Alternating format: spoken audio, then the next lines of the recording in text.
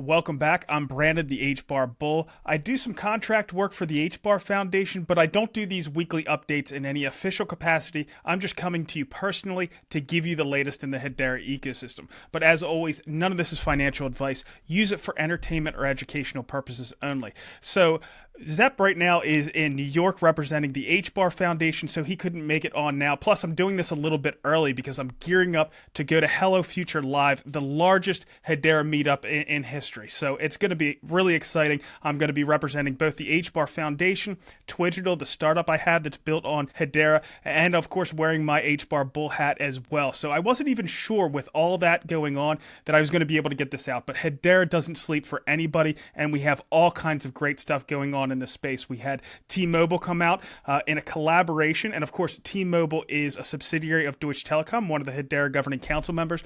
But T-Mobile, in collaboration with some other teams, are allowing Hedera to make its mark in the telecom industry. We also have a CBDC update that I want to give you guys. I caught up with the Allcot team, and we've also seen the Hedera transaction volume, which I know people were concerned about because it had dropped down and it was averaging, I think, around 90 transactions per second for an extended period of time. But it has spiked back up over the past few days to over 1,500 transactions per second. So we're really close to record territory there. So we're going to cover that as well. But we're going to start off with Shark Bites. I had a really long Shark Bites episode. We knew we were going to have to fill up a little bit of time, and Rob did not disappoint at all. He starts off talking about the telecom industry and that T-Mobile use case. So listen in. Rob, welcome back. It looks like we shop at the same store. Yeah, well, I think Elizabeth has sent us the same T-shirt, but I didn't get the memo about the wardrobe coordination today, so my apologies. They're great, though, aren't they? That's all right. I'm just doing it, representing, getting ready for Hello Future Live. Of course, I'm going to be over there, so I wanted to make sure I was wearing this one this week. This is the Hello Future Live themed T-shirt that Elizabeth was sending out, and I'm sure you're going to be able to get if you go to Hello Future Live there. But Rob, we've had an impressive several weeks. Between all the council members coming out with use cases, the question if they're going to build on the network has been answered. A couple months ago, we had Shinhan Bank with their second proof of concept. We've had WorldPay with their proof of reserve, which was just a few weeks ago. Just last week, we had ServiceNow entering our Guardian ecosystem with an app that is live on their website right now. And then now we have T-Mobile joining the fun. Can you tell us about or give us your thoughts on the mobile virtual network operator that was just announced this past Monday? Yeah, well, of course, T-Mobile are majority owned by Deutsche Telekom. So that's the governing council link there. So the announcement was from a company called Fliggs, brand new company, that have announced that they're going to become a mobile virtual network operator, an MVNO. And Fliggs are actually a US subsidiary of a partner of the Hashgraph Association called MoFlix. And what the Hashgraph Association is doing is partnering and providing, engineering support, business development support, market development support as part of that arrangement. We actually provide support to these ventures to grow. And this is an example of that. So this press release is about Fliggs. It's about becoming an MVNO for T-Mobile in the US market. What they will be doing, and this is what MVNOs do, and there are hundreds. T-Mobile has hundreds of MVNOs in the US, but MoFlix provides Web3 infrastructure. It provides new capability around wallets and identity and all the things that are necessary for Web3 enablement. And they're partnering in the US via Fliggs with T-Mobile to get access to the telco infrastructures. MVNOs buy data, buy voice capabilities at wholesale prices from their network operator, T-Mobile in this case. And then they can offer packages to the customers, in this case particularly around eSIMs and acquiring last mile customers through their business. So it's a really interesting business model that we are helping them with through their MoFlix, their parent company. I'd quite like to use this opportunity though, because we don't talk about telco use cases very often. And we've got a number of, as you said, telcos on our governing council.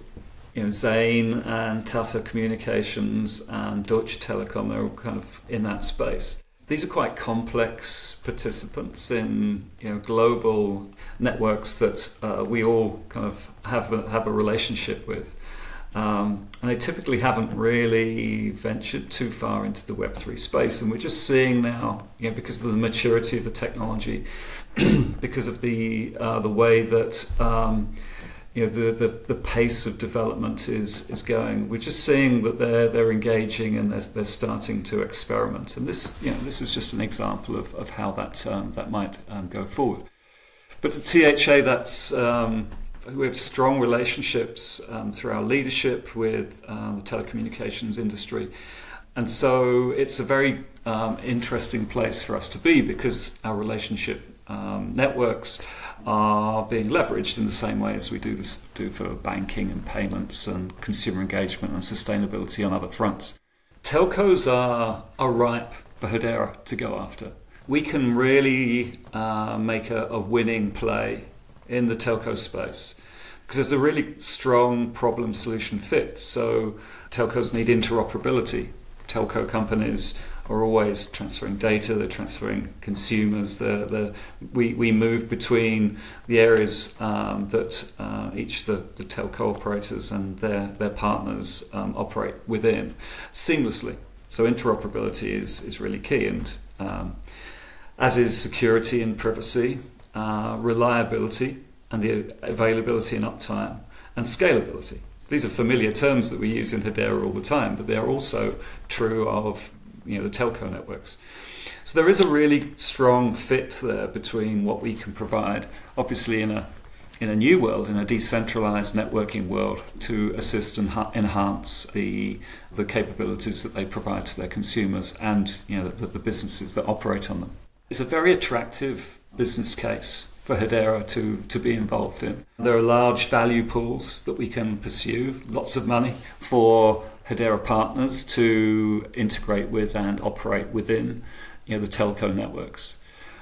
This does assume that the international regulators will not block any Hedera initiatives in the telco space.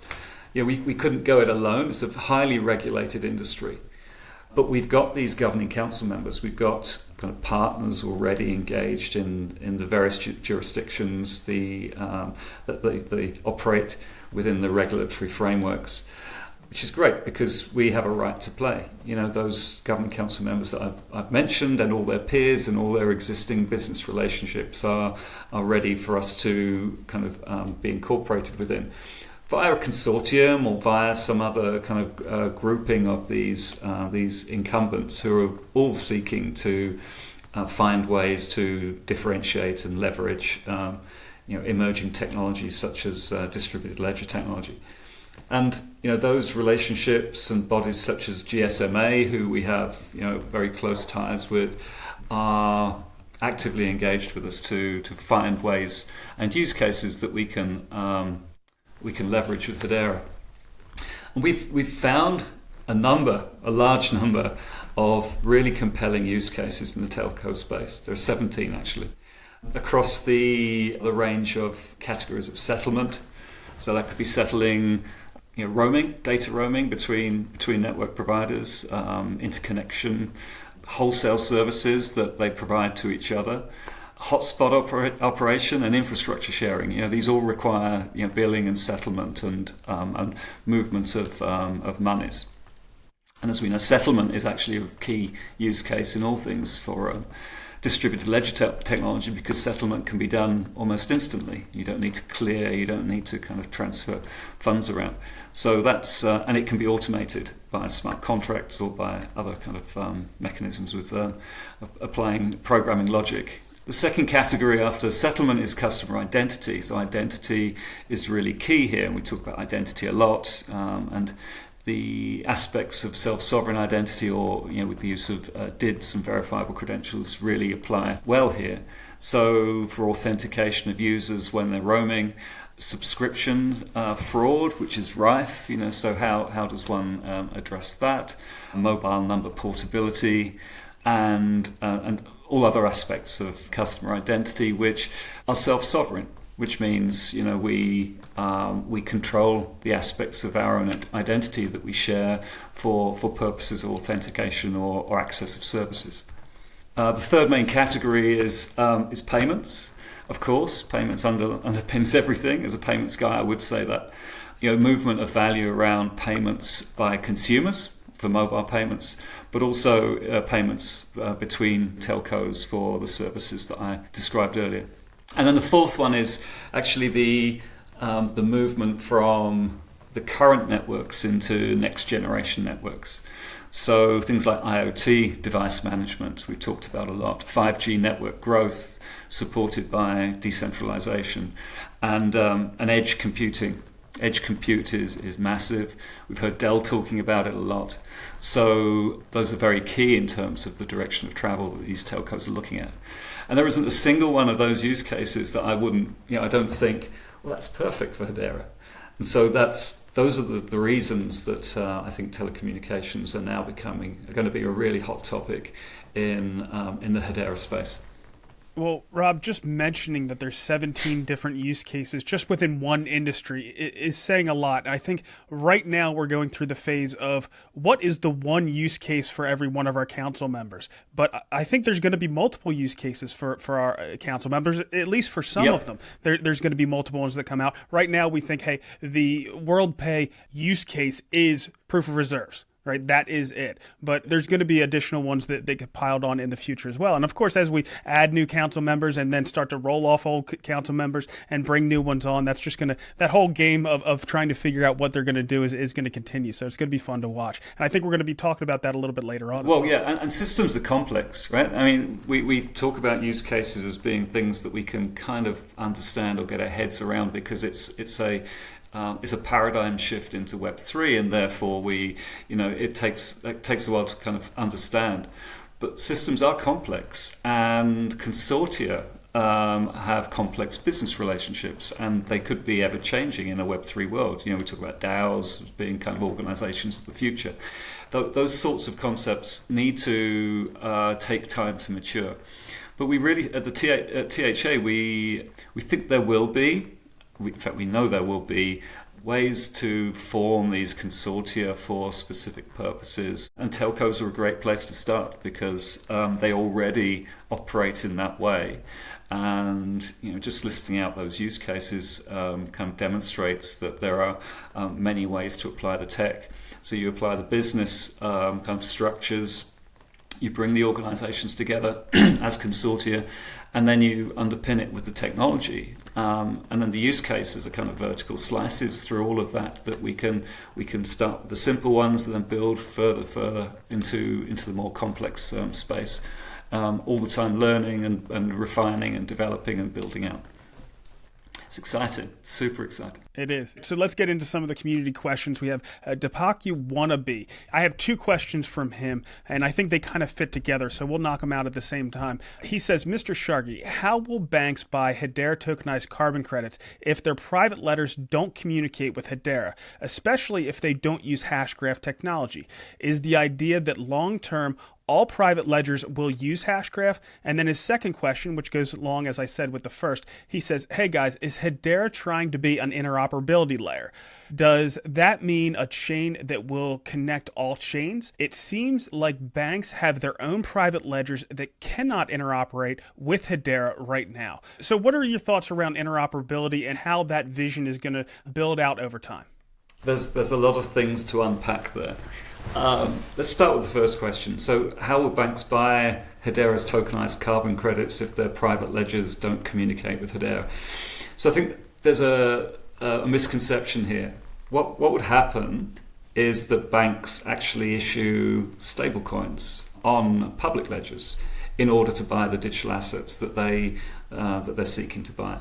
So assuming that banks want to buy carbon credits, as all businesses on the planet will have to, and those carbon credits or biodiversity credits or other kinds of environmental assets are issued on ledger, then the easiest way of doing this is to have a stable coin on that ledger to provide a kind of atomic swap or some payment, delivery of asset for payment under a different token. Smart contracts can be developed to do that very, very easily. In fact, in an automated way. So it's almost set up programmatically for one to exchange with the other.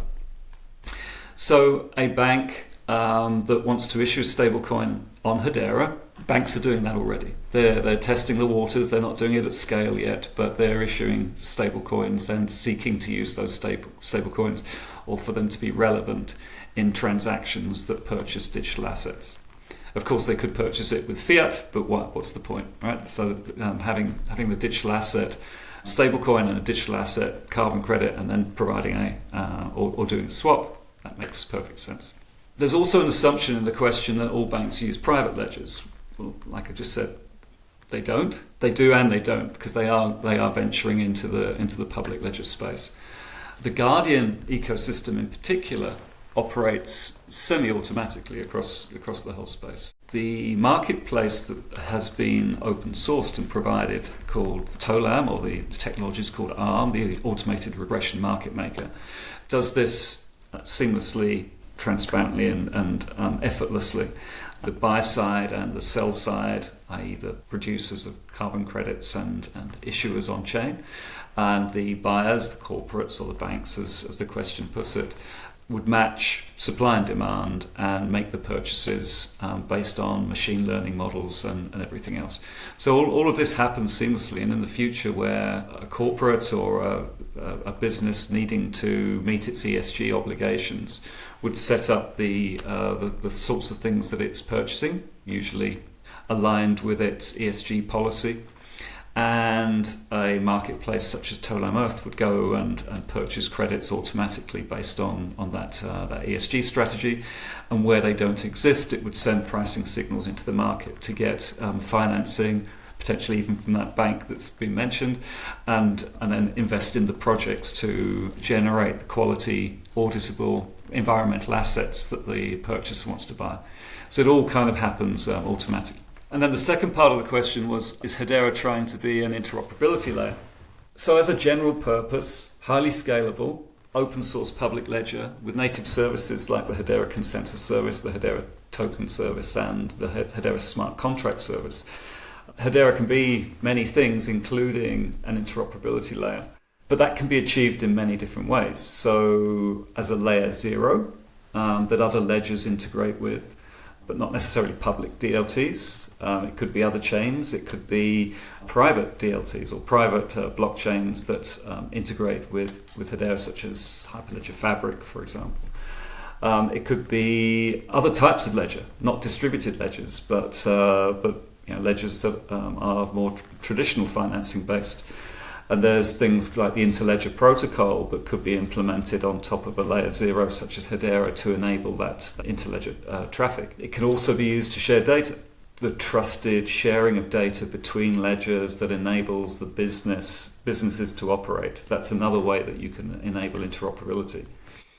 Or you could use it like a message queue, a decentralized message queue. So you create channels between your ERP systems, for example, but add the trust that a decentralized network provides at scale. So use of Hedera Consensus Service and topics and potentially app nets, those sorts of architectural components to enable that to happen as well. So there's lots of ways you can achieve interoperability with a network like Hedera that can scale without compromising on security. Well, this certainly dovetails well into the next one. Not so much the interoperability, but certainly talking about those carbon credits. It comes from JWA 1015. He was referring to our coverage of the Guardian ecosystem, and he asked, who will be the clients? Hedera has done a great job getting use cases built. Now the clients need to be sold. This is going to be a tough sell. Everyone who can sell a credit will be all in. But those who have to purchase the credits may have a bit of sales resistance. There are two areas that will give them resistance: spending money where they didn't have to before, and they will be labeled as net polluters. Now, Rob, I know you're going to have a fair amount to say about this, so what are your thoughts? I mean, it assumes something that isn't actually correct, in that Guardian has clients that want to buy credits. The truth of it is Guardian, the Hedera Guardian, is an ecosystem. There are many, many actors. There are layers of value. There are opportunities for commerce within that ecosystem. So you've got to imagine it like that. And so a client, in the case of the question, is probably the corporate purchaser of carbon credits, which is fine. That's just one actor. But of course, within this e-commerce, tokenized, environmental-focused ecosystem, the other actors are the project developers. Sorry, the projects and the project developers. So the projects being the owners of the reforestation project or the mangrove renewal project or the renewable energy solar farm. It could be peatland renewal that sequesters more carbon and has access to credits. So all of those wide range of projects, and you had Daniel Norkin last week saying there were like 300 different policies in our open source library due to be implemented this year. Those are 300 different types of project, of which there will be many, many, many thousand. In fact, the project developers that we saw announced last week in Allcot are bringing 500 million tons of credit across this wide range of different types of project. So that's on the supply side, if you like, of the marketplace. There will be commercial opportunities within that space. The project developers, like Allcot, all the projects like I've mentioned, use Guardian to tokenize those credits, and they tokenize all of the data that has been kind of brought to bear under the rule set of the methodology that has been kind of approved by the registry. And that those standards bodies, those registries like Vera and Gold Standard, are another participant in this ecosystem. There's another kind of commercial play there that enables them to validate or to have validated the credits. Now, whether or not in a future world we need third parties that do that, or they evolve into something which is more Web3 focused, we don't know yet. But they're a participant that that creates commercial value within the ecosystem.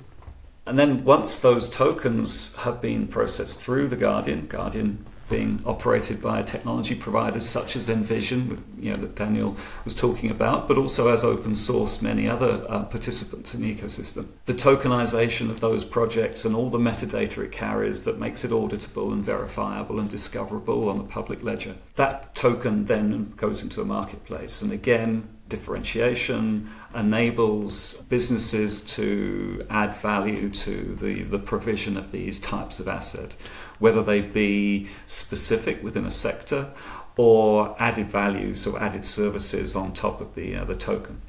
So the purchaser, the client, then chooses to pay a rate which is more commensurate with the credit they're getting. At the moment, per the questioner's point, there is resistance. There is resistance to buy carbon credits because carbon markets are broken. They have been for decades. They've been built in such a way where there isn't any transparency, there isn't any discoverability.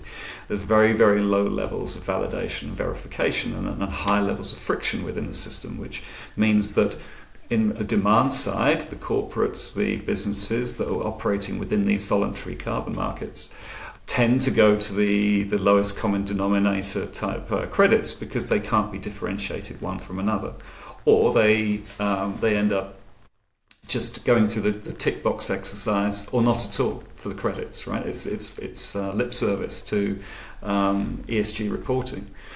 What they call greenwashing, right?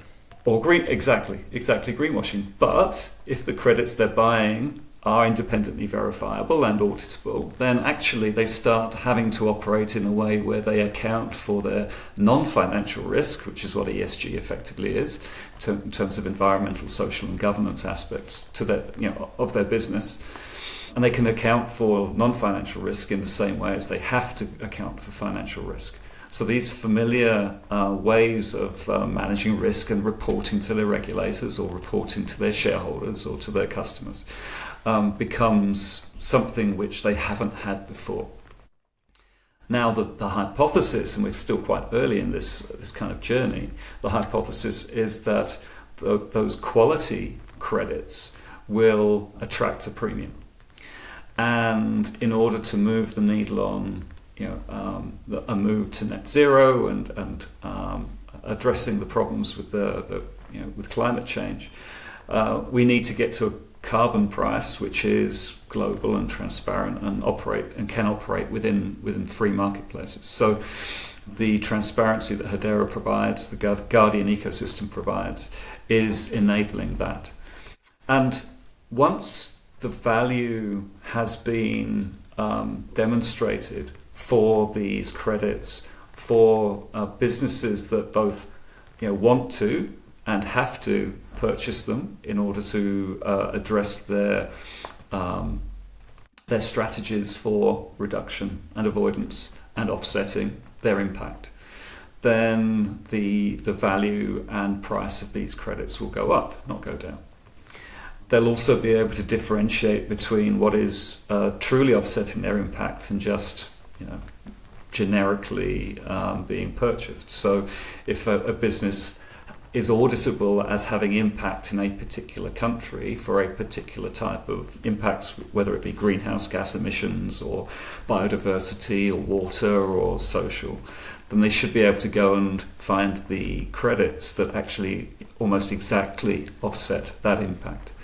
And that they should pay a premium for that. There should be competition for purchasing credits in a particular country if supply and demand is imbalanced, and that should drive the financing investment into the projects to bring more of that supply to the marketplace. Standard kind of free market dynamics. So all of these elements are now in place, and so when we see Allcot bringing its 500 million tons worth of credits to Guardian, that's, like I said last week, a perfect indicator that all of the components are in place, and now the tide is going to rise and lift all boats. And that's probably a poor analogy given what we're talking about, but it's true that the efforts of the last 2 years by the Sustainable Impact Fund and Wes and his team are actually now bearing fruit, and the corporate buyers will catch up. Right, it'll take time, and there will be resistance because there's an education piece, there's understanding to be done. But I suspect that'll be on an ever-increasing curve that they won't be able to avoid, because the demand will be there. The shareholders, the customers, once they understand it, will demand that those are the kinds of assets they go and buy and report on. Well, this is what Zepp was highlighting last week, is that when Microsoft looked into this because they wanted to offset their carbon, it wasn't that they weren't ready to purchase, it was that the carbon markets weren't trusted enough for them to participate in them. But that's exactly what we are solving with the Guardian, and that's pretty much everything that you just covered. So well covered there. Sorry, that was the genesis of the Interwork Alliance as well. So, almost in a prescient way, Hedera, and it was Hedera then in Wes, joined the Interwork Alliance to influence that particular standard setting, which created the token taxonomy framework on which the Guardian tokens are based. And Microsoft led that initiative, and the sustainability instance of the token taxonomy was the first cab off the rank for that very reason, because it was recognized that there were insufficient quality environmental assets and credits for Microsoft to buy on the planet, let alone every other business that needed to purchase them as well. So that's where it all started, and now we are in a place where it's all coming to fruition, which is amazing to see in such a relatively short period of time. Well, let's get into how this really impacts Hedera itself with a question from Coinman. He asked, will the tokenization of the 500 million tons of carbon credits on Hedera be in the form of fungible tokens or non-fungible tokens, or perhaps something in between, like a semi-fungible token that was highlighted by Scott Teal from Toko recently? The reason I ask is because the revenue generated for Hedera by the creation of 500 million NFTs at 2 cents far outstrips the revenue generated by fungible tokens at 1/10 of a cent each, $10 million compared to 500,000. Also, what other fees might be accrued over the life cycle of these tokens? I do want to highlight one thing before we get your response, Rob, is yes, it is true that it costs 1/10 of a cent to transfer fungible tokens, but the actual cost to create the fungible tokens really depends on how many are being created in a batch. So you could just create a few dozen fungible tokens, or you could create 1 trillion fungible tokens, and the cost to actually create them will vary depending on how many you're creating. But Rob, what are your general thoughts on the carbon credits? Are they going to be non-fungible tokens? Are they going to be fungible tokens? Or are they going to be someplace in between? So these are Guardian tokens, and Guardian tokens are semi-fungible. They're actually NFTs, so they're built on the non-fungible token standards that we have. But NFTs are only entirely non-fungible if the purchasers treat them as such, right? So what I mean by that is a Guardian token will have all of these data attributes based on the taxonomy I just mentioned. And some of those attributes will be of value or of interest or necessary to a purchaser, and some won't. So if I have a silly example, but if I have a banknote that has been signed by Spencer Dinwiddie, right, and I've never heard of him, then that $10 banknote is worth $10 to me. But if I'm a massive fan and hugely into Galaxy and everything else, then actually it has alternate value. I pay the $10, which is the base value, and I pay for the uniqueness of that particular banknote. I assume Spencer doesn't go around, signing all the banknotes and sort of reducing the overall value. But you get what I'm saying. So a Guardian token has attributes which have value to some people and not to others. It's semi-fungible because at the base layer, it's like for like, and therefore it could be considered to be fungible. But as you add more and more attributes to it, those attributes have value in certain contexts to certain organizations. And so it's built as an NFT, but in certain contexts, in certain instances, it's fungible. But 500 million tons of carbon dioxide equivalent tokenized as credits on Guardian. I am assuming, I don't know the details, but I'm assuming that equates to 500 million tokens, because what we usually do with Guardian is have one carbon credit for one token. And one carbon credit is almost always relates to a metric ton of carbon dioxide equivalent. So that's 500 tons. I haven't done the math on this, but that's 500 million tokens. So you've got the creation of the token, which has maybe not one for one, but maybe in batches. But the nature of the projects generating these tokens will be in batch. It depends on the size of the project, so it's difficult to determine what that looks like. They will be transferred. So there's a transference transaction fee. They'll be potentially retired. So sometimes carbon credit is retired on purchase because that addresses the double spend problem. But some are speculated with, so they'll be transferred maybe and then sold on. And these are in the Web3 market space. Then you shouldn't really control what happens to one's asset unless it's within the context of that kind of retirement use case.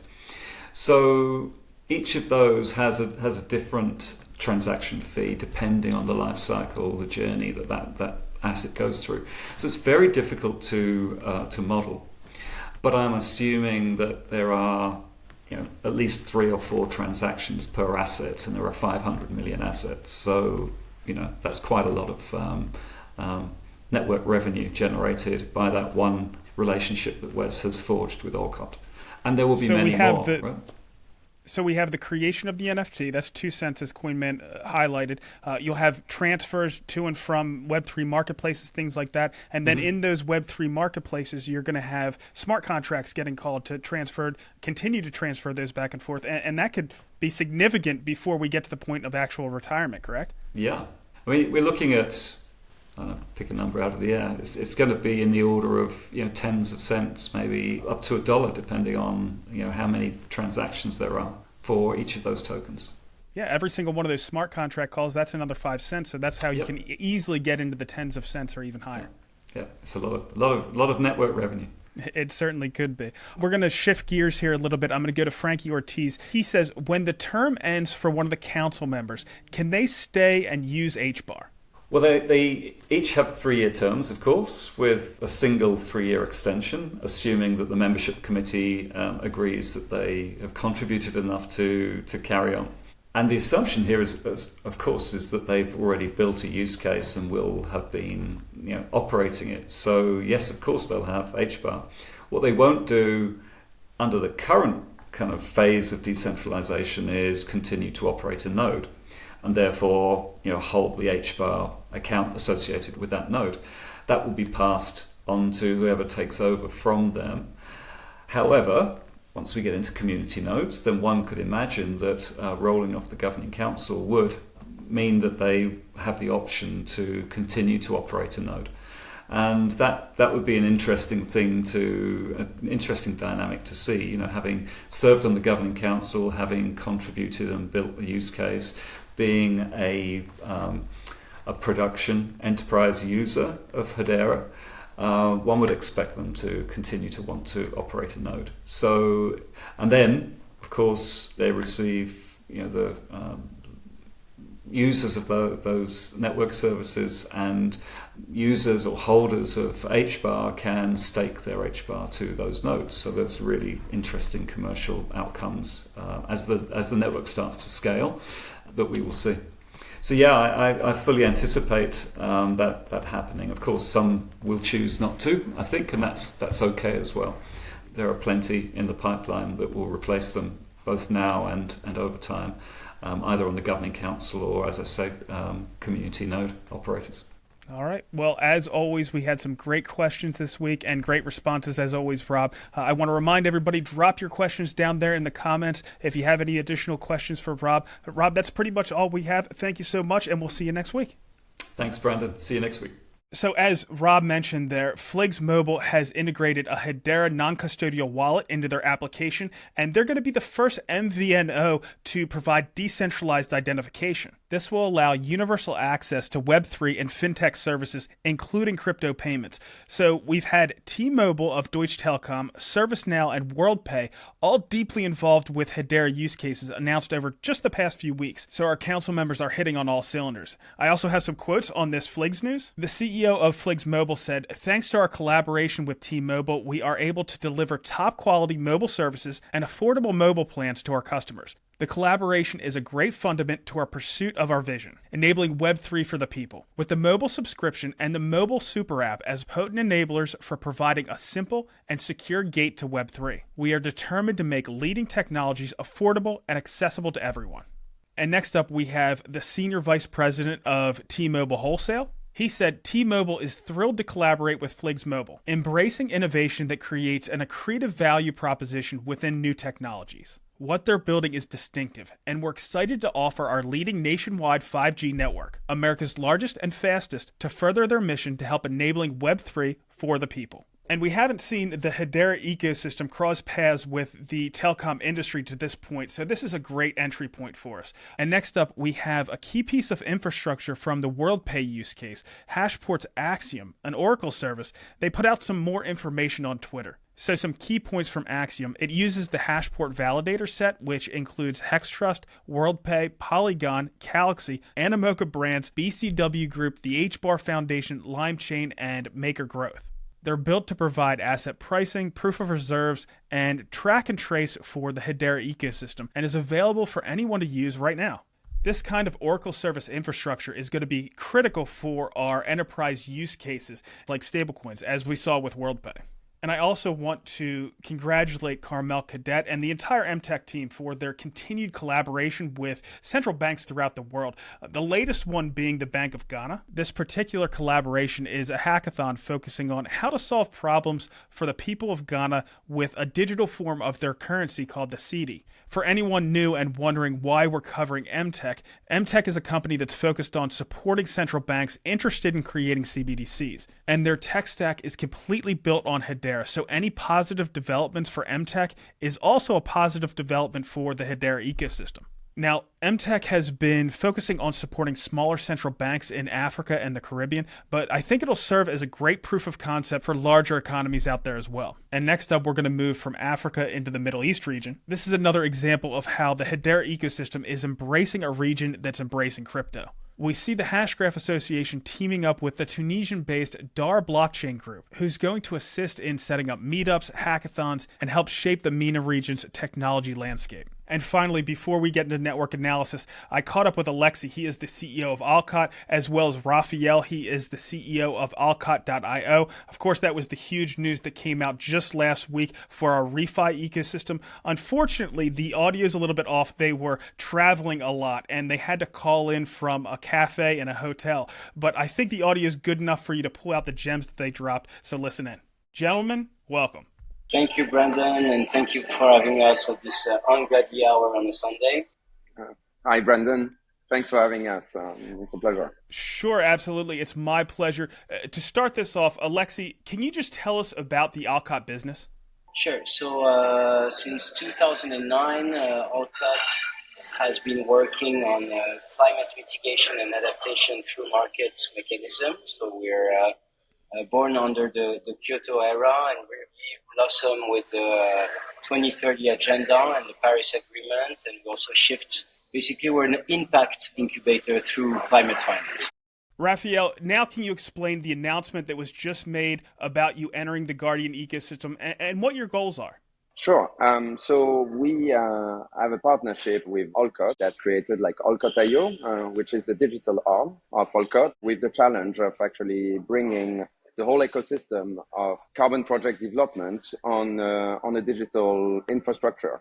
So the announcement that we're very proud of, that was announced last week, is to enable these actions to be registered into the fantastic ecosystem that has been created by the HBAR Foundation and with the Guardian as a centerpiece. So, Raphael, I have one more question. I've read that these carbon credits can run between $40 and $80. Does this mean that Allcot is going to create a multi-tens of billion-dollar market on the Hedera Guardian? So multi-billion, that's a potential, but I need to do a little bit of a correction. $40 to $80 for carbon credits is the dream. At the moment, we are still in a situation where it's a buyer market, whereas it should be a seller market. But like I think Alexi can delve a little bit more into that. Alexi, do you want to explain? Well, of course. So we're getting close to 2030. That means a lot of countries are getting closer to their NDCs, which is basically their commitment within the Paris Agreement framework. Just to give you an illustration, the USA alone have pledged to reduce their emission by 50% by 2030, which is a very big commitment and undertaking, especially if you consider that the climate has been creating extreme conditions where power is more needed than ever to heat or to cool down, and that's without considering the increase of consumerism. So there is no money or hand in the world that can allow those mitigation to be done structurally, meaning investing into technology or refurbishing buildings or retrofitting the automobile park.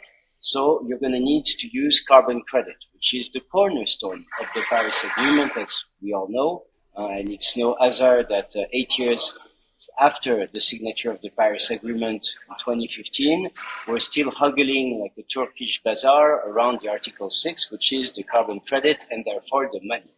So what we see is that between that part, which is the public sector, and the private sector, we've seen extraordinary commitment from all the S&P 500 companies.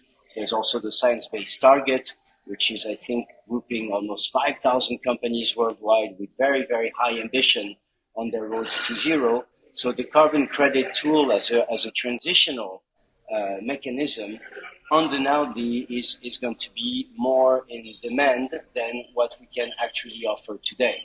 And I was referring to the don't look up phenomena because structurally speaking today on the day-to-day, it is a buyer's market.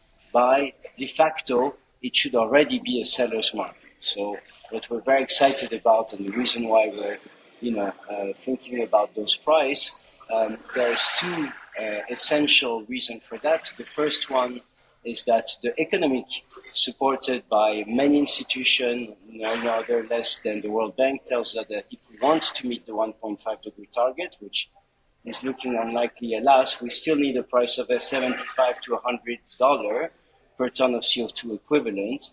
And passing comment, the European emission trading scheme is today flirting between 70 to 100 euros. So those prices are, realistic and they're being liquid every day. But the other point is, how do we build a price and how do we get out of the Turkish bazaar phenomenon? Well, that requires for us to establish what's the real cost of that mitigation and what do we want to leave in the country where that mitigation takes place. Most of those mitigation will come from the south. We're not going to protect the national park in the US or anything like that. There's no additionality, so it needs to come from countries in Latin America, in Africa. We're actually with Raphael calling from Abidjan, where we just came out from the West African Alliance forum in preparation to COP. So the South is very conscious of that. And how do we build on that mitigation capital for the country to have not only an environmental and sustainable transition, but also a social and economical transition? Understood. Now, can these credits be purchased now by companies? And if so, how would they go about that process? Well, those credits, some of them can be purchased now, some other can be purchased as a forward. It's one of the great advantages of the Hedera ecosystem, because it helps us to structure in a very transparent way my former comment on pricing. So the need to build price on fact, not on feelings. And it also ensures that those contracts can have all the robustness that offer the blockchain technology. So it effectively generates carbon finance. Understood. So I'll go to you, Alexei, since I'm already talking to you. What does the future hold for Allcot in the Hedera space? Well, what we would like for this to hold is basically attraction. Allcot has a great number of projects and counting. We also enjoy a lot of relationship with government. So that enables us through project also to have another conversation, which is a digital monitoring, reporting, and verification system. And I think that's going to be an accelerator for the Paris Agreement goal. And what we hold, what we hope as a future is to keep our leadership, but also to invite other project developers to join us in that ecosystem where we can have high price, because we will finally be transparent about our endeavor, about the cost and also the social impact, but also our margin. Because, the big elephant in the room in the carbon world is the lack of transparency. It's a bit of a nebulosa. It's also very complicated. So the Hedera system will allow us to be easy to access, easy to check out, and to make sure that we reestablish trust not only with the private sector, but also with the public sector. That's the whole point of Hedera. It's the trust layer of the internet, and it's going to bring a lot of trust to your space as well. And Raphael, what about you? What are your thoughts on the future of working in this space? Well, we have an opportunity to bring a lot of good in the ecosystem. Obviously, opening the book is a very ambitious project. We could do it in an analog world, but the efficiency and also scalability of a digital platform enables us to bring much more accurate system in place that can bring validity all over the value chain of a project carbon life cycle. So this is a great opportunity where we can be still a little bit in advance from the demand on the market side, and establish a common good that after that can be accessible for all the different components of the ecosystem. And this is where we are really proud and amazed of having the opportunity to build on this trust layer and to be able to find people that understand what we're trying to do, and that Alexei has been defending for a very long time, but that is now becoming more concrete and becoming an effort that is driven by many actors that can unite together and deliver a product that fits the demand side, but also the supply side, and at the end of the ecosystem, a product that delivers what is the most needed, which is beneficiation on behalf of the communities, and creating not only economic resilience, but also progress and development on the ground where the projects are happening. Well, guys, thank you for coming on and explaining everything. Thanks for choosing Hedera, and good luck. Thank you very much, Brendan. Thank you, Brendan. Keep in touch. Again, I apologize for that audio, but they were some great guys, and I'm sure we're going to be able to catch up with them in the future. But with all that out of the way, let's get into some network analysis. As mentioned, the transaction volume spiked midweek, and over the past 24 hours, we have over 130 million transactions at an average TPS of over 1,500. And a max TPS of 3,380. I'm impressed that even with this high throughput, time to consensus has remained down at 3.7 seconds. We've also had about 10,000 accounts created in the last week. We have the usual suspects in the fungible tokens. The meme coin Zero is in the top spot, followed by Wrapped HBAR, Energy Trade Token, Saucer, and Dovu. To round out the top 10, we have Karate, Not a Protocol, Coffee Che, USDC, and HeliSwap. Taking a look at our NFTs, Earthlings takes the top spot with their backpack and are really dominating with 3 other NFTs in the top 10, including their land plots, sidekick animals, and whitelist, the first 2 of which are going to be used in their gaming metaverse. We also have Road Code Access, the Crypto Reptilian Whitelist Pass, 2 Karate Combat themed Karateka NFTs, and Hangry Barboons in the top 10. Now let's get into some DeFi. Taking a look at DeFi Llama, not including state or liquid staking, the total value locked in the Hedera ecosystem is at $30 million.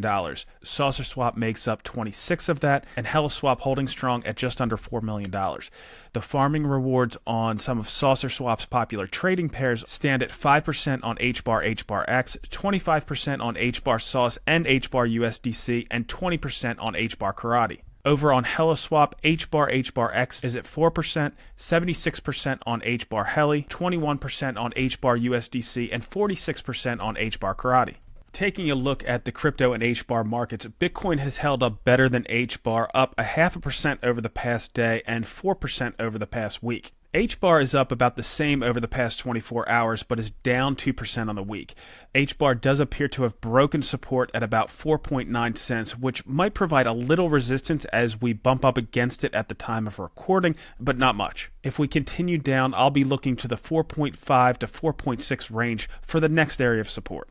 All right, so that is a wrap. For anybody that's going out to Hello Future Live, I can't wait to see you out there. Hedera is making their mark in Telecom. This is going to be excited to see going forward. As I mentioned, we're going to be catching up with the Fliggs mobile team in the weeks to come. I believe their application is supposed to hit the market in 2024, Q1 of 2024. So that's going to be exciting. I'm going to be catching up with Takeon next week as well. I want to set up a Twitter space on Tuesday to do a full recap of everything that went on at Hello Future Live. Make sure you drop your questions for Shark Bites down in the comments. Thanks for tuning in, and we'll see you next week.